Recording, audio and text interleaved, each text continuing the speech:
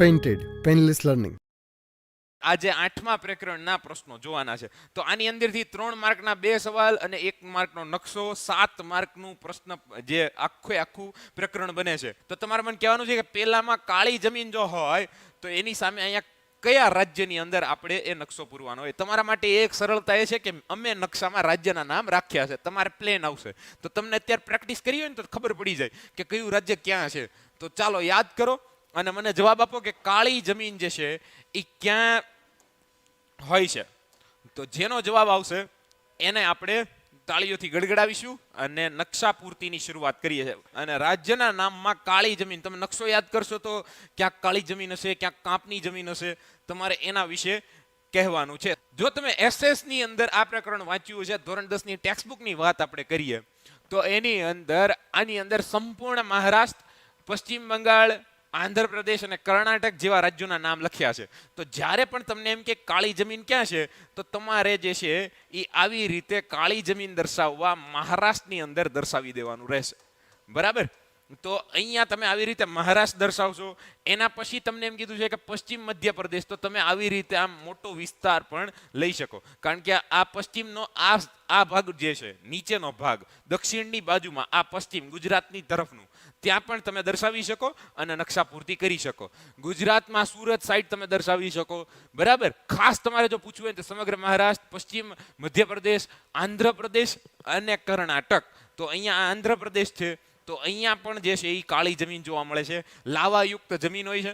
અને આપણે જે ભણ્યા હતા કે ભાઈ કપાસની કાળી જમીન, તો તમારે જો અહીંયા ગુજરાતમાં દર્શાવવું હોય તો તમને ખબર હોય છે કે દક્ષિણ ગુજરાતમાં સુરત, ભરૂચ આ એરિયો છે, ત્યાં પણ એ જમીન આવેલી છે. તો મેં અહીંયા ચોકડી દ્વારા કાળી જમીન જે છે એ દર્શાવી અને તમે પણ એ રીતે દર્શાવી શકો. પછી જોઈએ તો રાતી જમીન અથવા તો લાલ જમીન છે. તો ચાલો બીજામાં જવાબ આપો, બીજું લખો અને એની સામે તમારો જવાબ લખો અને એ બંને મારી ભેગી ભાઈ તાળીઓ હમણાં તમારા માટે પાડી દઈએ. તો જેણે પણ મહારાષ્ટ્ર કીધું છે ખૂબ સરસ. ચાલો રાતી જમીન જે છે એમાં જવાબ જોઈએ મારે. બીજું લખજો ભાઈ સામે, મને ખબર નહીં પડે. અહીંયા 2 પ્રશ્નો છે ને, તમારે બીજું લખવાનું છે ને એની સામેનો જવાબ હશે એ હું પહેલા બોલીશ. બાકીના કિંજલબેન, હિતેશભાઈ જવાબ આપવાનું શરૂ કરી દીધું છે. તો અહીંયા રાતી જમીન જ્યારે તમે રિવાઇઝ કરશો ટેક્સ્ટબુકની અંદરથી તો એની અંદર તમે જોશો કે એની અંદર એમ કીધું છે કે તમિલનાડુથી લઈ અને બુંદેલખંડ સુધીનો વિસ્તાર એ રાતી જમીન ધરાવે છે. તો અહીંયા તમે જોવા જાઓ ને તો તમિલનાડુ ક્યાં છે? અહીંયા. અને અહીંથી એક પટ્ટો આવી રીતે આમ જાય છે જે રાતી જમીન દર્શાવે છે. તો ઉત્તર પ્રદેશમાં બુંદેલખંડ આવેલું છે, ત્યાંથી લઈને આખો પટ્ટો જે છે એ રાતી જમીનનો છે. પણ તમને તમિલનાડુ કીધું છે તો અહીંયા તમે તમિલનાડુ દર્શાવી શકો. હું બીજા કલરથી તમને દેખાય એવી રીતે અહીંયા બીજું કરી નાખું છું. અને આ તમિલનાડુનો વિસ્તાર છે એને તમે આમ રાઉન્ડ સર્કલથી દર્શાવી શકો. બરાબર ને? તો જોયા આપણે 2 પ્રશ્નો અને એની અંદર તમે, અને બધા પૂછાય એવું જરૂરી નથી. કાળી જમીન, રાતી જમીન પૂછાયેલી છે. બરાબર? તો એ પહેલા રાખી છે તો એ જ કરી નાખો. પછી બધી જમીનમાંથી બહુ અઘરી નહીં પૂછે તમને, જેની અંદર ટેક્સ્ટબુકમાં પણ સ્પેસિફિક સ્થળના નામ ન આપ્યા હોય. તો આ યાદ રાખશો. હવે આપણે આગળ વધીએ છીએ નવા પ્રશ્નપત્ર તરફ. પણ એની પહેલા 25 લોકો લાઈવ છે તો 25 લાઈક કરી નાખે. પછી આપણે પહેલા 2 સવાલોનું વાંચન અને એના જવાબો શરૂ કરીશું. બરાબર ને? પહેલો સવાલ નવા પેજ ઉપર તમે જોઈ શકો છો કે કાંપની જમીન અને લેટેરાઇટ જમીન. તો તમારે મને કહેવાનું છે કે ત્રીજામાં શું જવાબ આવે. નકશા પૂર્તિ કરવાની છે અને તેની અંદર જવાબ જે છે એ જોઈએ. તો ચાલો કોમેન્ટ કરો. સામાજિક વિજ્ઞાન પેપર સોલ્યુશનની વિડીયો બનાવો ને સર. Okay SK. હિતેશ કહે છે તાપે. ચાલો જવાબ આપો. એક્સાઇટેડ તમે કેમ નથી? આજે તમારે નકશો પૂરવાનો છે, એની અંદર તમારે જવાબ આપવાના છે. ત્રીજામાં યુપી કહે છે. ચાલો પહેલું જવાબ જે છે એ મળે છે. એના પછી જે છે તે મહારાષ્ટ્ર જવાબ મળે છે. કિંજલબેન મહારાષ્ટ્ર કહે છે, કિશોર કહે છે પંજાબ, હિતેશ કહે છે તાપે. આ તાપે શું છે? ચાલો રોનક કહે છે પંજાબ. બાકીના લોકો શું કહે છે? એક વખત જવાબ તમે આપો એટલે આપણે જોઈએ કે કોના કોના જવાબો જે છે એ સાચા પડે છે કે ખોટા પડે છે. કે પછી ભાઈ અઘરું થઈ ગયું. તો નકશા પૂર્તિમાં તમારા રાજ્યનું નામ યાદ રાખવાના હોય છે. તો રાજ્યના નામ યાદ હશે તો તમને ખબર પડી જશે. અને તમને ખબર નથી તો કાંપની જમીનની અંદર તમને રાજ્યોના નામ નહીં પણ તમને સ્થળનું નામ કીધું છે, ઉત્તરનું મેદાન કીધું છે. તો ઉત્તરના મેદાનમાં કયા કયા રાજ્યો આવેલા છે એ તમને ખબર હશે તો તમને જવાબ આવશે. ચોથામાં ભાઈ અબ્દુલ તો કર્ણાટકમાં આંટા મારે છે. ચાલો મેં તો એક હિન્ટ પણ આપી દીધી કે ભાઈ ઉત્તરનું મેદાન જે છે એ જે રાજ્યમાં છે ત્યાં જવાબ આવે. ચાલો કોનો જવાબ આવે છે પાર્થભાઈ? तापी नदी के है. तापी तो नदी નું नाम है. हितेश भाई कुछ तो गलती हो रही है आपसे. और ये लोग जो चुप है 25 लोग वो जवाब जो नहीं दे रहे हैं उनके बारे में भी सोचना पड़ेगा. सर पेंटेड ની ગિફ્ટ ક્યારે આવશે? હા તમે ફોન ઉપર ઇન્ક્વાયરી કરી શકો છો બેન. ચાલો ત્રીજામ પંજાબ. હાલો વંશિકાબેન ને ખબર પડી ગઈ છે. રોનક ને પંજાબ ખબર પડી. કિંજલ પડિયાર કેમ મહારાષ્ટ્ર કહે છે. ચાલો અહીંયા જોઈ શકો છો તમે મહારાષ્ટ્ર તો સંપૂર્ણ મહારાષ્ટ્રની અંદર તો કાળી જમીન આવેલી હોય છે બેન. ચાલો યુપી તો અહીંયા તમે જુઓ ઉત્તરના મેદાનમાં પંજાબ, હરિયાણા, નવી દિલ્હી અને ઉત્તરનો આખો આ પ્રદેશ છે તે જાણીતો છે. તો તમારે આની અંદર તમે આવી રીતે પ્લસની નિશાની કરી અને આ પ્રદેશને કાળી કાપની જમીન તરીકે ઓળખાવી શકો છો. ડાંગરની ખેતી થાય છે. સંપૂર્ણ પુષ્કળ પોષક તત્વો વાળી જમીન છે અને ત્યાં એ જોવા મળે છે. તો તમારે યાદ રાખવાનું છે. એના પછી આવે છે લેટેરાઇટ જમીન. તો ચાલો ચોથામાં જવાબ શું આવે છે જોઈએ કોનો જવાબ સાચો પડે છે. ચોથાની અંદર જવાબ આપો. ચાલો 21 લોકો લાઈવ છે.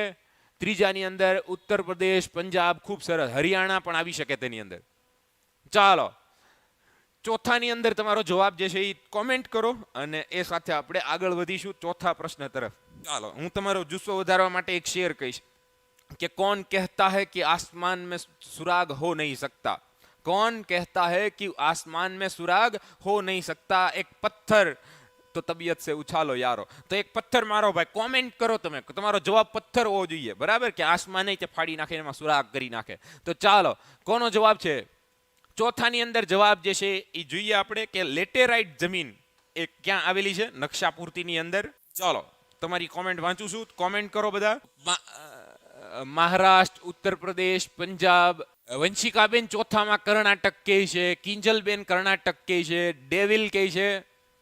ડેવિલ એડિટર મહારાષ્ટ્ર કહે છે. તો લેટેરાઇટ જમીન જે છે એના માટે તમારે હમણાં હું તમને શોર્ટકટ કી આપી દઉં છું અને એ સાથે તમને કોઈ દિવસ ભૂલાશે નહીં. જો તમને લેટેરાઇટ જમીન પૂછી લીધી તો એની અંદર ચોથામાં કર્ણાટક. ખૂબ સરસ. તો હંમેશા યાદ રાખો મહારાષ્ટ્રના નીચેના વિસ્તારથી આ વિસ્તાર જેને આપણે પશ્ચિમ ઘાટ તરીકે પણ ઓળખીએ છીએ ત્યાં જે જમીન આવેલી છે તે જમીન છે એ લેટેરાઇટ પ્રકારની છે. તો એની અંદર ગોવાથી લઈને કર્ણાટક અને થોડો ભાગ કેરળનો પણ આવી જાય છે. તો તમે નકશાપૂર્તિમાં ટેક્સ્ટબુકમાં જોશો ને તોય તો તમને આ વિસ્તાર જ આપેલો છે. તો તમારે આવી રીતે બે વિસ્તાર બતાવવા પડે. ઉત્તર પ્રદેશ નો આવે, ગોવા આવે. ખૂબ સરસ. જસબીર ચૌધરી હેલો. કેમ ભાઈ મોડો ભાઈ તું? હેલો, સ્વાગત છે બધાનું જે નવા આવ્યા છે. ચાલો તો આ વાત થઈ આ બે પ્રશ્નોની અને તમને જવાબ આવડે છે એ જાણીને ખૂબ આનંદ થયો. 4 પ્રશ્નો થઈ ગયા. પાર્થભાઈ તાળી નથી પડી. એક વખત તાળી પાડજો બધા માટે એટલે બધા જાગી જાય બરાબર ને. તો જો ખૂબ સરસ ભાઈ તમારો નકશાપૂર્તિની અંદર પણ ખૂબ સારું એવું પ્રભુત્વ છે. તમારી હાથવટી છે તમારા માટે અને તાળીઓ પાડીએ છીએ બરાબર ને. તો ચાલો પંજાબ ને બધું આવે છે. આગળ વધીએ તો રણ પ્રકારની જમીન છે. લેટેરાઇટ ફરીથી રિપીટ થાય છે. લેટેરાઇટ તો હું પાછી તમને અહીંયા કરી દઉં ને.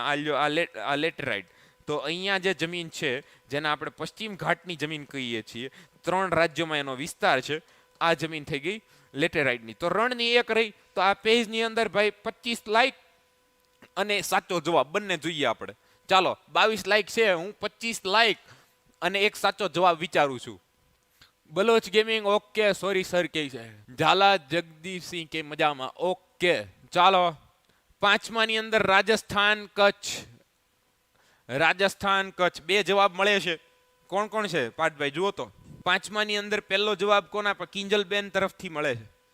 પછીનો જવાબ છે ઈ હા પ્રણવ. લીલાબેન રાજસ્થાન કહે છે. ખૂબ સરસ. હિતેશ કહે છે રાજસ્થાન. ખૂબ સરસ. ચાલો રાજસ્થાન, હરિયાણા, દક્ષિણ પંજાબ. ખૂબ સરસ. આ ભાઈ બુક ખોલીને બેઠા છે બધા. જોઈએ તો લાગે છે કે બુક ખોલીને બેઠા છે એટલું વ્યવસ્થિત વાંચી લીધું છે.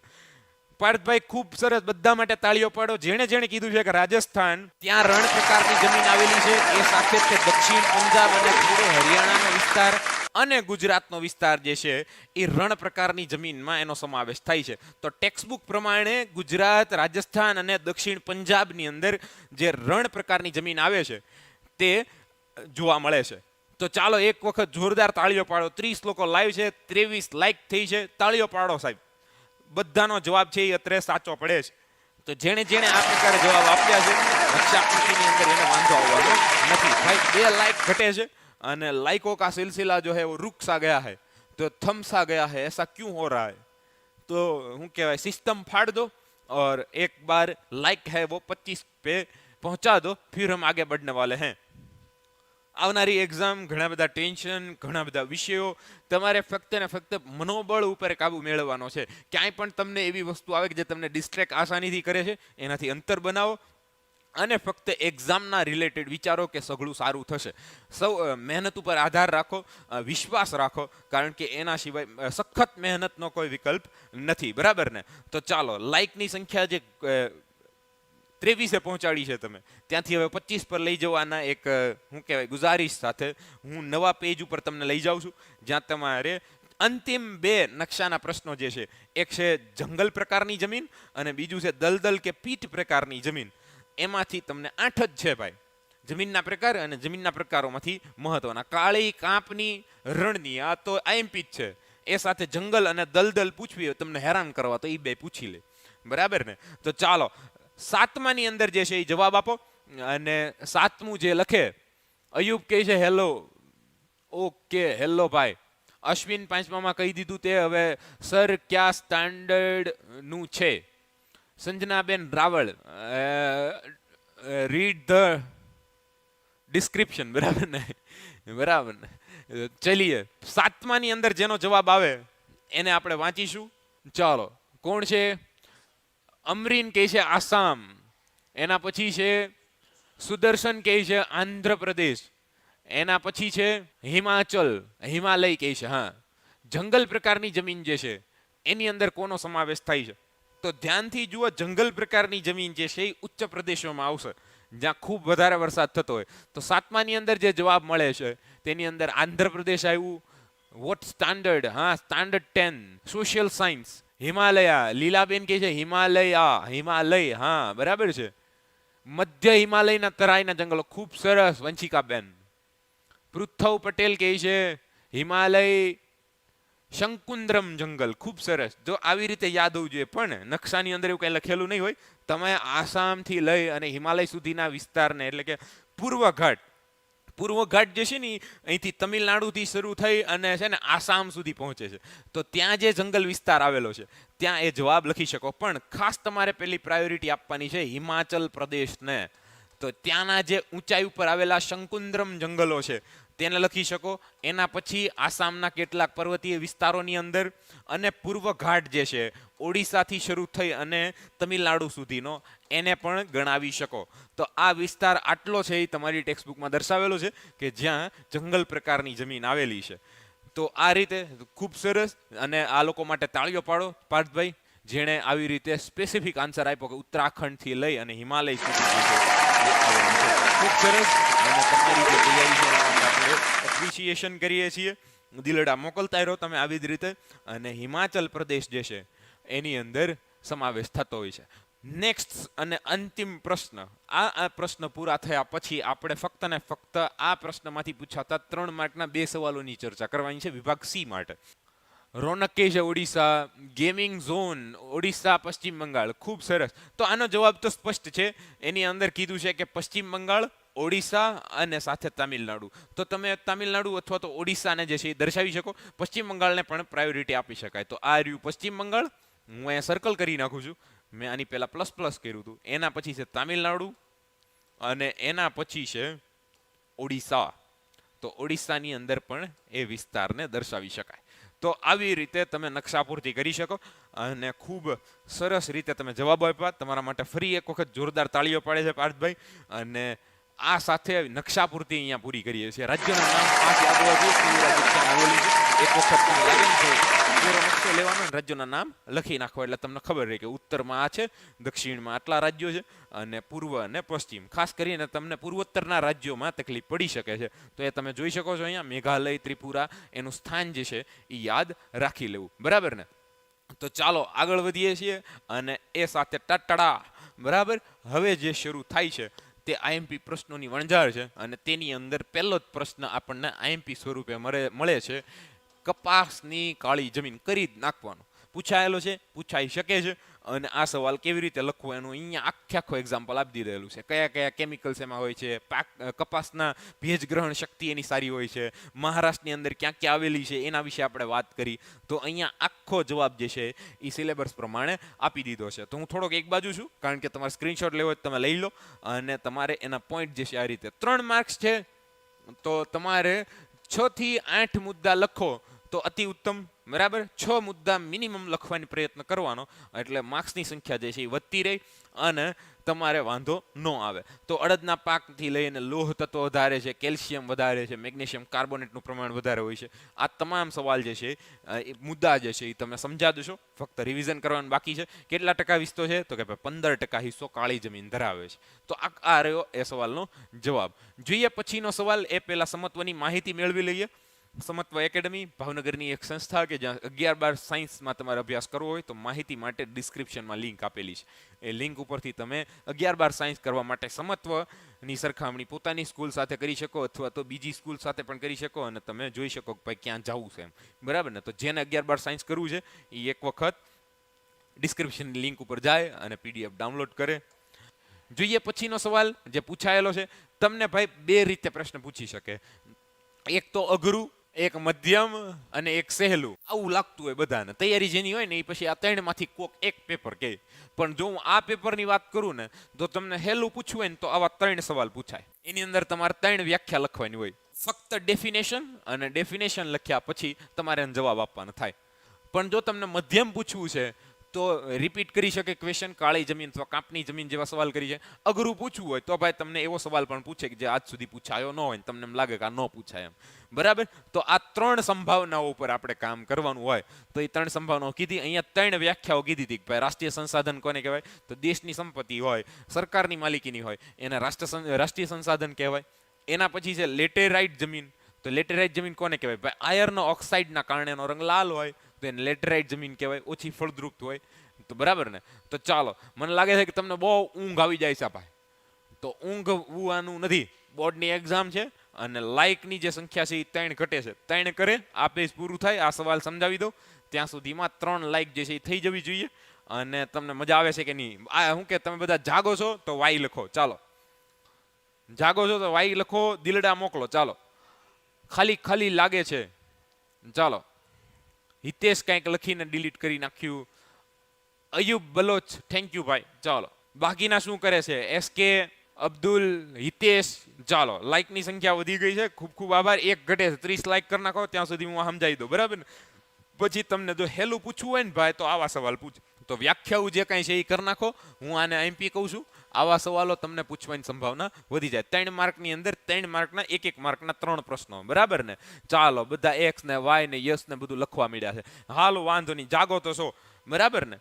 ચાલો, પછીનો પ્રશ્ન જોઈએ. સંસાધન એટલે શું? ભાઈ સંસાધનની વ્યાખ્યા, ઉપયોગો કરવાના. પછી શક્તિ સંસાધન, ખોરાક તરીકે અને કાચા માલ તરીકે. તો આપણે જોયું હતું, તો અહીંયા તમે જોઈ શકો છો એના વિશે માહિતી આપેલી છે. આવી રીતે સવાલ લખવાનો થાય, બરાબર ને. તો ચાલો, આ થયો સવાલ.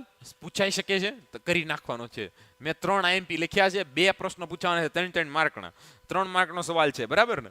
તો આ સવાલ લખવાનો થાય. એના પછી જોઈએ ભૂમિ સંરક્ષણ. પૂછાયેલો છે, પૂછાઈ શકે. ભૂમિ સંરક્ષણ ને ભૂમિ ધોવાણ 2 માંથી એક તો છે, બરાબર. 2 સવાલો છે. હવે જનરલ ઓપ્શન છે એટલે આપણે સંભાવનાઓ જે છે એની ઉપર કામ કરવાનું થાય. સર, પેપર સેટ ના પૈસા લીધા છે. અબ્બા સર વગર મજા નથી આવતી. એટલે આ ભાઈ અબ્બા સર વગર તો અમને મજા નથી આવતી. તો તમને તો ક્યાંથી આવે, બરાબર ને. તો થઈ જશે ભાઈ. પણ આપણે અત્યારે IMP પ્રશ્નોનું લિસ્ટ કરીએ છીએ તો એની ઉપર શું કહેવાય એ ધ્યાન આપવું જોઈએ, બરાબર ને. બાકી સાહેબ હોય તો આમ બધું શરૂ હોય શું કે એક્સાઇટેડમેન્ટ. તો એ એક્સાઇટમેન્ટ જે છે એની ઉપર. હા, ચાલો, આ પ્રશ્ન જોઈ લીધો સંરક્ષણની અંદર, અને એ ખાસ મહત્વનો છે. ચાલો, પછીનો પ્રશ્ન તરફ જઈએ. જમીન નિર્માણની પ્રક્રિયા ભાઈ પૂછાઈ શકે. તો આ સવાલ પણ તમારે કરી નાખવાનો છે. આ પ્રશ્ન ભાઈ પૂછાઈ શકે છે. જમીન નિર્માણની અંદર કોનો ફાળો છે? તો એની અંદર હ્યુમસ, જૈવીય તત્વો, બરાબર ને.